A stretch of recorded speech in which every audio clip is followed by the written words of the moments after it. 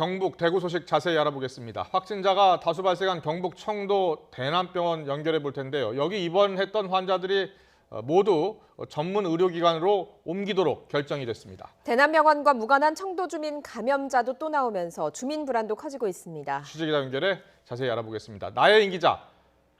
네, 경북 청도군 대남병원입니다. 네, 일단 대남병원 환자들이 이제 모두 다른 병원으로 옮겨진다고요?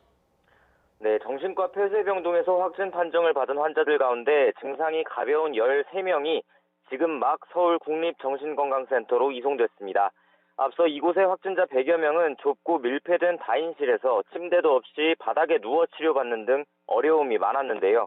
보건당국은 이들 모두를 다른 전문 의료기관으로 옮기기로 했습니다. 어제까지 46명이 서울 국립정신건강센터를 비롯한 의료기관으로 옮겨졌고 오늘 오전과 오후에도 상태가 나빠진 환자 7명이 국립중앙의료원과 부곡정신병원 등으로 이송됐습니다. 이제 이곳 대남병원에 남은 환자는 40명 남짓입니다.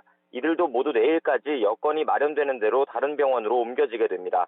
건강 상태에 따라 중증 환자는 국가지정격리병상으로, 일반 환자는 국립정신건강센터로 이송됩니다. 네, 대남병원을 포함해서 청도에서는 추가 환자가 또 나왔다고요. 주민들의 불안감이 커질 수밖에 없겠는데요.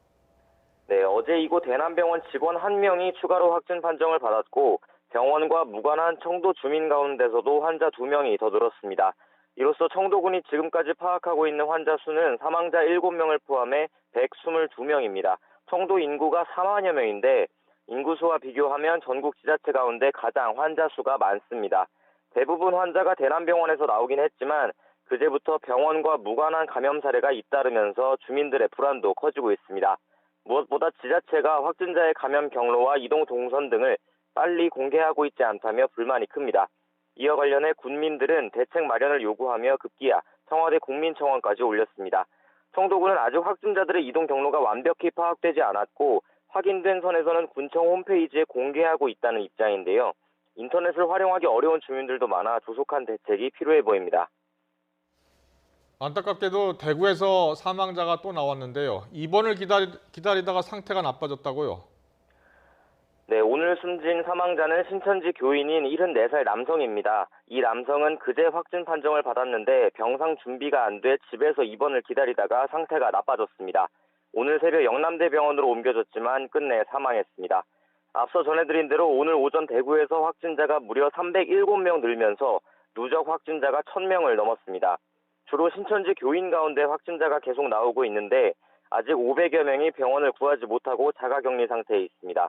이런 가운데 대구에서는 의료 관계자 4명과 사회복지시설 관계자 3명, 공무원 4명이 추가 확진 판정을 받아 해당 시설이 폐쇄됐고 대구 시내를 오가는 805번 버스 기사도 감염돼 추가 확진자가 나오는 것은 아닌지 우려가 커지고 있습니다.